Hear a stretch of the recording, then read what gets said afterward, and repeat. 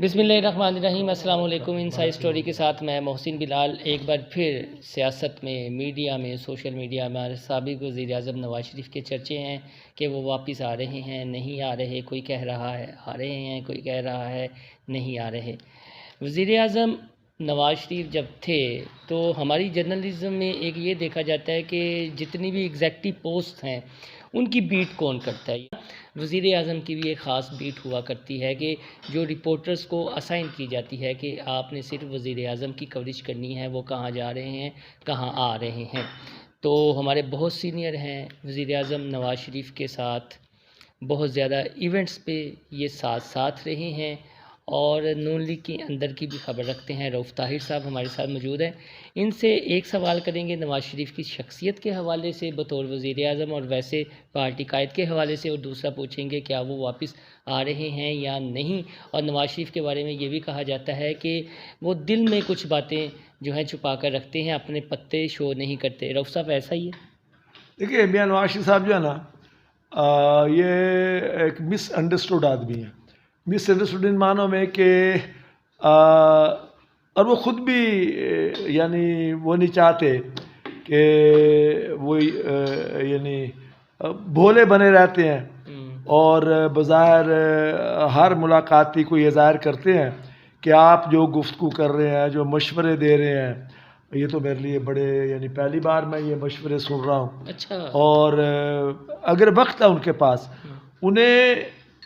وہ اتنے ذہین آدمی ہیں، میں دوبارہ بتا رہا ہوں، وہ اتنے ذہین آدمی ہیں کہ آپ جب دو فقرے بول لیتے ہیں نا، انہیں اندازہ ہوتا ہے کہ اس بندے نے گفتگو کا اختتام کہاں کرنا ہے، ٹھیک ہے۔ لیکن وہ اس پوری گفتگو میں کہیں آپ کو انٹرپٹ نہیں کریں گے۔ اچھا پھر کس طرح؟ یعنی وہ یہ ظاہر کریں گے کہ جیسے وہ واقعی آپ سے لرن کر رہے ہیں۔ اور آپ میرا ان کا تعلق جو تھا بطور اخبار نویس کے،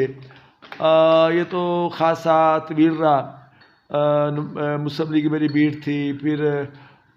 میاں صاحب وزیر اعظم بن گئے، اس سے پہلے وزیر اعلیٰ رہے، تو ان دنوں بھی میری بیٹ تھی، بلکہ بے نظیر بھی بطور وزیر اعظم میری بیٹ تھی جب وہ وزیر اعظم تھی دوسرے پیریڈ میں۔ اور مجھے وہ لاہور آتی تھی تو میں انہیں کور کرتا تھا، ان کے ساتھ بیرونی دوروں میں نظامی صاحب مجید نظامی مرحوم اکثر لاہور سے مجھے بھیجتے تھے، اور کبھی ایسا بھی ہوتا تھا کہ جو باقی نوائبت کے آفیسز ہیں، پنڈی ہے، اسلام آباد، کراچی وغیرہ، وہاں سے بھی، لیکن ان کی باری کبھی کبھار آتی تھی، وہ زیادہ مجھے پہ شفقت فرماتے تھے، مجھے کو بھیجتے تھے۔ اچھا اس کے بعد اسی طرح نواز شریف صاحب کی انتخابی مہم جو تھی، مثلا 97 کی مہم جو ہے، جو بے نظیر کی فاروق لغاری کے ہاتھوں برطرفی کے بعد تھی، جس میں انہوں نے 2/3 لینڈ سلائڈ لی اور بے نظیر 18 سیٹوں تک محدود ہو گئی۔ اس میں وہ مذاکر جس ہیلی کاپٹر گروپ کا ذکر کیا جاتا تھا، میں اس کا ممبر تھا۔ اس کا مطلب یہ تھا ہیلی کاپٹر گروپ کا کہ چونکہ میاں صاحب انتخابی مہم پہ نکلے تو ہیلی کاپٹر میں جاتے تھے نا، آپ کو ایک ہی دن میں 4 5 جلسے کور کرنے ہیں، تو اب آپ وہ سفر جو ہے وہ کار میں تو نہیں کر سکتے، وہ تو زیادہ سے زیادہ کوریج کے لیے ظاہر ہے آپ ہیلی کاپٹر میں سفر کرتے تاکہ وقت بچے اور آپ زیادہ علاقہ کور کر سکیں۔ تو میں نوائبت کی طرف سے ہوتا تھا، اور اسی طرح بیٹ رپورٹر کے درمیان اور وہ سیاستدان جو ہے ان کے درمیان بھی ایک اعتماد کا رشتہ بھی ہو جاتا ہے۔ بہت سی باتیں آف دی ریکارڈ جو ہے وہ آپ سے کر لیتے ہیں اور آپ ان سے کر لیتے ہیں۔ میاں نواز شریف سے اگر آپ کہیں میرا ذاتی تعلق جو ہے، ذاتی تعلق وہ تھا ایک سیاستدان کا اور ایک اخبار نویس کا تعلق۔ ذاتی تعلق اگر آپ کہہ سکیں تو وہ ہوا جب میاں صاحب جلا وطن ہو کے جدہ گئے۔ میں ان سے پہلے جدہ جا چکا تھا اکتوبر 1998 میں، ایک بڑے اخباری ادارے سے وابستہ ہو کے بطور اخبار نویس کے، اور نوائبت سے گیا تھا۔ میاں نواز شریف صاحب اس کے تو یوں سمجھے کہ تقریباً 2 سال اور 1 ڈیڑھ مہینے کے بعد وہاں گیا 10 دسمبر 2000 میں، ٹھیک ہے۔ تو شروع میں تو یہ وہ اس میں رہے، شاہی مہمان خانہ جو تھا، پھر کچھ عرصہ مدینہ منورہ میں بھی رہے اور وہ مکہ، لیکن یہ کہ پھر انہوں نے پسند کیا جدے میں رہنا، اگرچہ ریاض بھی رہ سکتے تھے جو کیپٹل تھا۔ ان کے بارے میں عام تاثر یہ جو ان کی مخالفین نے پھیلایا ہے، ہم بھی دیکھتے ہیں کہ وہ یہ کہتے ہیں جی کہ سری پائی خان والے خریسا خان والا یہ اس میں 100% غلط بات ہے، غلط بات ہے، میں تردید کرتا ہوں اس کی۔ میاں نواز شریف صاحب جو ہے نا، ان کا دل کا مسئلہ خاصا پرانا ہے، کولسٹرول وغیرہ کا، اس کا اس کا، اور یہ حقیقت ہے کہ میں تو عموماً ان کے ساتھ ڈنر میں شریک ہوتا تھا، جس میں اور بھی کئی لوگ شریک ہوتے تھے، کوئی 20-25 لوگ ہوتے تھے ان کے ساتھ جو ڈنر کرتے تھے۔ میاں صاحب کا جو ڈنر تھا نا جی، وہ بڑا ہی پرتکلف ہوتا تھا۔ اس میں پاکستان سے بھی ان کے چہیتے کوک تھے، باورچی تھے، اور سعودی باورچی بھی تھے۔ اس میں آپ یہ دیکھیں کہ ہمیں ایسے فروٹ کھانے کا موقع ملا اس ڈنر ٹیبل پہ کہ جو ہمارے لیے بالکل نئے تھے، کوئی آسٹریلیا سے کوئی خاص پھل آیا۔ تو اب یہ تھوڑا سا ہو جائے گا، کچھ ہمارے یہی کہتے ہیں کہ اب صحافیوں کی نا دیہاڑیاں یا عیاشیاں اسی لیے ختم ہو گئی ہیں کہ کرپٹ سسٹم چلا گیا ہے۔ تو نہیں دیکھیں، وہ صحافیوں کے لیے نہیں ہوتی تھی، صحافی تو میں وہاں پہ اکیلا ہوتا تھا، باقی ہمارے بھائی تھے، نوائبت کے امیر محمد خان تھے، شاہد نعیم صاحب تھے، جنگ کے تھے، جمیل راٹھور صاحب آج ٹی وی کے لیے کرتے تھے، اور اسد اکرم اچھا صاحب سر، تھے۔ اس میں کتنی سچائی ہے کہ وہ پتے دل میں، وہ جو راز دل میں چھپا کے رکھتے ہیں؟ نہیں دیکھیں، وہ یہ اس طرح نہیں ہے معاملہ کہ وہ اعتبار نہ کرتے ہوں اور چیزوں کو چھپا کے رکھتے ہوں، لیکن ایک پولیٹیشین کے طور پہ وہ اس بات کو سمجھتے تھے کہ یہ ایک چیس کا کھیل ہے، اردو میں کیا کہیں گے، شطرنج کا کھیل ہے، اور جس میں آپ اپنے حریف کو کنفیوژن میں رکھتے ہیں کہ اب اس سے کون سی چال چلنی ہے۔ اسی طرح اگر آپ کارڈز کھیل رہے ہیں، تاش کھیل رہے ہیں، تو آپ پتے اپنے سینے کے ساتھ لگا کے رکھتے ہیں کہ کون سا پتا، یعنی یہ سچ بات ہے پھر ان کے حوالے سے؟ ان کے حوالے سے یہ بات سچ ہے۔ اسے آپ ایک ذہین آدمی تو کہہ سکتے ہیں،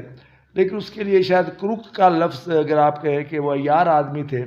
تو یہ بات مناسب نہیں ہے۔ میں آپ کو ایک مثال دیتا ہوں، یہ جو 97 کی الیکشن مہم تھی جس میں وہ 2/3 میجورٹی لے کے دوبارہ پرائم منسٹر بنے، اس میں میں بھی الیکشن مہم میں ان کے ساتھ ہوتا تھا، باقی پرویز بشیر ہوتے تھے، 2-3 اور، میڈیا تھوڑا تھا نا، اخبارات تھے، پی ٹی وی تھا، الیکٹرانک میڈیا میں ریڈیو تھا، اخبارات بھی تو بہت سے اخبارات تو بعد میں آئے ایک تو، اور نوائبت کی وجہ سے مجھے ذرا وہ ان کی زیادہ قربت کا موقع مل جاتا تھا۔ میں نے اس سے کہا کہ میں نے کہا دیکھیں یہ جو 58(2)B ہے، 8ویں ترمیم میں جو ضیاء الحق نے داخل کی تھی، وہ صدر کا اختیار اسمبلیاں توڑنے کا، تو دیکھیں غلام اسحاق خان اس کا شکار ہوئے۔ اس سے پہلے ضیاء الحق صاحب نے مارشل لا کے تحت تو برطرف نہیں کیا تھا جنیجو صاحب کو، 58(2)B کے صدارتی اختیار کے تحت کیا تھا۔ بے نظیر ہوئی، غلام اسحاق گیا تو، نواز شریف ہوئے، غلام اسحاق گیا تو، پھر بے نظیر دوبارہ ہوئی، فاروق الغاری کیا تو، آپ اسے اپنے منشور کیسا کیوں نہیں بناتے کہ میں 58(2) آؤں گا تو 58(2)B کو ختم کروں گا؟ کیونکہ میں نے کچھ اور لوگوں کے سامنے بات کہی تھی، یہ سب ٹال گئے، کچھ جواب نہیں دیا۔ جب ان کا ہیلی کاپٹر اترتا تھا یہ والٹن پہ، اور وہاں سے پھر وہ گاڑی میں ماڈل ٹاؤن آ جاتے تھے اپنے گھر پہ، تو اس کے بعد پھر جاتی عمرہ جاتے تھے۔ تو جب ہم اترے ہیلی کاپٹر سے تو انہوں نے میرا ہاتھ پکڑ لیا، کہنے لگے ہر سوال ہر جگہ نہیں کرتے، اور ہر سوال کا جواب بھی نہیں، اسی وقت جواب بھی نہیں دیا جاتا۔ اور پھر آپ دیکھیں یہ بات ان کے ذہن میں تھی کہ میں نے صرف 58(2)B ختم نہیں کرنی، بلکہ وہ 8ویں ترمیم میں صدر کے صدارت اختیار جو ہے، آرمی چیف کا تقرر اور تینوں سروس۔ تو یہ مشرف ان کی ذاتی چوائس تھی، وہ جو کہا جاتا ہے شہباز شریف؟ تو ایک منٹ، آپ پھر یہ دیکھیں کہ انہوں نے، ان کے ٹارگٹ تھا، لیکن انہوں نے قبل از وقت یہ اعلان کر کے ان حلقوں کو الرٹ نہیں کیا کہ جو جن کا خیال تھا کہ یہ 58(2)B لانا چاہیے، ہے نا، طاقتور حلقے، کہ اس کے ذریعے وزیر اعظم جو ہے انہیں گھر بھیج دیتے ہیں، جب چاہتے ہیں ہمارے صدر سے ساز باز کر کے پارلیمنٹ توڑ دیتے ہیں، نیا الیکشن چل جاتے ہیں۔ پھر کیا نواز شریف نے جو ہی انہوں نے اقتدار سنبھالا، 2/3 میجورٹی لی، انہوں نے بے نظیر کو اعتماد ملے کہ بی بی گل سن جی ہے نا 8ویں ترمیم تو 2 دفعہ ڈسی گئی ہیں، میں ایک دفعہ ڈسیا گیا، جو صاحب ڈسے، آپ تعاون کریں، اسے ختم کریں۔ بے نظیر کو یہ بات سمجھ میں آ گئی، اور آپ یہ دیکھیں کہ فاروق لغاری چھٹیوں پہ اپنے وہ آبائی ادھر گئے ہوئے تھے ڈی جی خان چوٹی، ٹھیک ہے، تو اس کا مسودہ تیار ہو گیا ترمیم کا، اور کسی کو کانوں کان خبر نہیں ہونے دی میاں نواز شریف نے اور بے وزیر نے، اور لیکن وہ چونکہ وزادار آدمی ہے تو انہوں نے میرا خیال خود گئے تھے غالباً وہ چوٹی گئے اور وہ صدر صاحب سے کہا کہ جناب یہ ہم چاہتے ہیں کہ آپ کے علم میں یہ بات آئے، ہم یہ ترمیم کرنا چاہتے، 13ویں ترمیم جو ہوئی تھی ہے نا، جس میں یہ صدر کے اختیار وغیرہ ختم کیے گئے اور وہ 73 کا آئین وہ جو اصل تھا اس کی بحالی کی صورت پیدا ہوئی. تو اس طرح کہنے کا مطلب ہے کہ اس وقت بھی میاں نواز شریف کے ذہن میں یہ بات موجود تھی. جب ہیلی کاپٹر میں نے ان سے پوچھا، انہوں نے کہا ہر سوال ہر جگہ نہیں. تو اب لاسٹ میں بتا دیں آئیں گے واپس، کب آئیں گے، کیا آپ دیکھیں اب میاں نواز شریف نے اگر سیاست ختم سیاست سے دستبردار ہونا ہوتا نا تو انہیں ان مصیبتوں کی ضرورت ہی نہیں تھی. ٹھیک ہے نا، کامن سینس کی بات ہے، انہیں اس کی ضرورت ہی نہیں تھی. یہ اگر مشرف کے دور میں وہ جلا وطن ہو کے چلے گئے تو اس لیے کہ ورنہ وہ مشرف سے کہتی میں لانت بھیجے سیاست میں دستبردار ہو گیا، 2 بار پرائم منسٹر بن چکا. نہیں، چونکہ انہیں سیاست کرنی تھی، انہوں نے جلا وطنی قبول کر لی، ورنہ وہ اعلان کرتے بھی میں وہ عملی سیاست سے لا تعلق ہو رہا ہوں. اب بھی آپ دیکھ رہے ہیں یہ سب مصیبتیں جو خاندان پہ آ رہی ہیں، ان پہ آ رہی ہیں،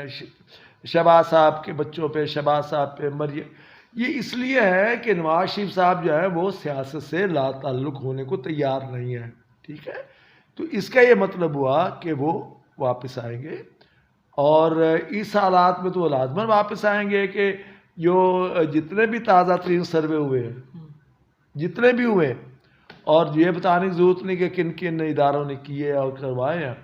ان سب میں یعنی پنجاب میں تو لینڈ سلائیڈ ہے نواز شریف کے لیے اور مسلم لیگ نون کے لیے، اور باقی صوبوں میں بھی صورت لاسٹ میں سر بتا دیں ایک خوبی ایک خامی مختصر میاں نواز شریف کی، ضروری ہے. دیکھیں خوبی تو ان میں یہ ہے میرے بھائی، خوبی جو ہے نا بہت بنیادی. اب یہ بات سے بولا سمجھا جائے کہ میں کوئی اپنی یعنی کئی ایسی بے افغان یا یتیم بچے بچیاں تھیں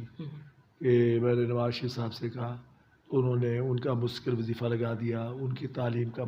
اور یہ ایک میں نہیں تھا، بے شمار لوگ تھے، وہ بھی مرحومہ بیگم صاحبہ بھی قاسم نواز بھی، وہ بہت ہی احساس تھے. ٹھیک ہے، کسی کو دکھ میں نہیں دیکھ سکتے تھے. اور خامی ان میں کیا ہے، انسان ظاہر ہے خوبیوں خامیوں کا مجموعہ ہے. خامی ان میں یہ ہے کہ وہ جب کچھ فیصلے کر لیتے ہیں تو اس میں پھر اگرچہ وہ سمجھتے ہیں کہ سیاست میں بند گلی میں داخل ہونا چاہیے،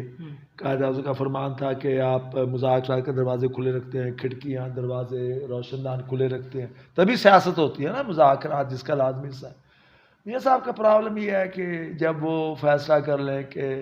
یہ کام نہیں کرنا ہے، مثلا شیخ رشید 2002 میں اسے معلوم تھا کہ میں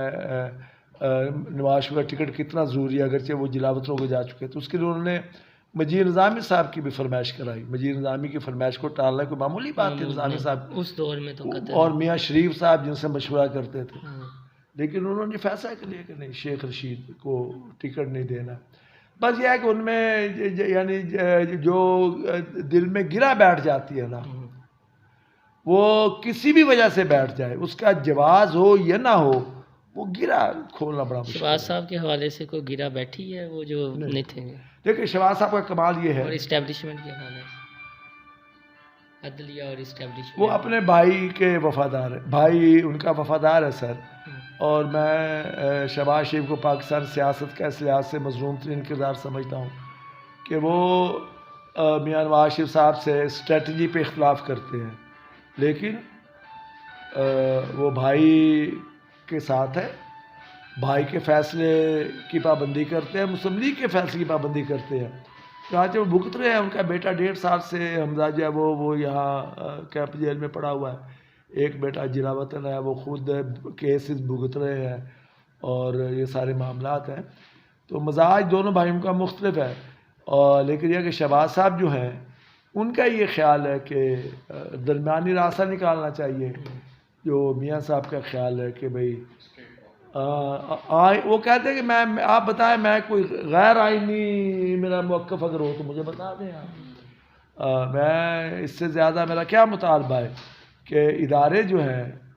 جس میں وزارت عظمیٰ کا ادارہ بھی شامل ہے اپنی اپنی آئینی حدود میں رہیں. جی بہت شکریہ. رؤف طاہر صاحب کے پاس سابق وزیر اعظم نواز شریف اور خاص طور پر جو مسلم لیگ نون کی پولیٹکس ہے اس حوالے سے بہت سارے واقعات ہیں.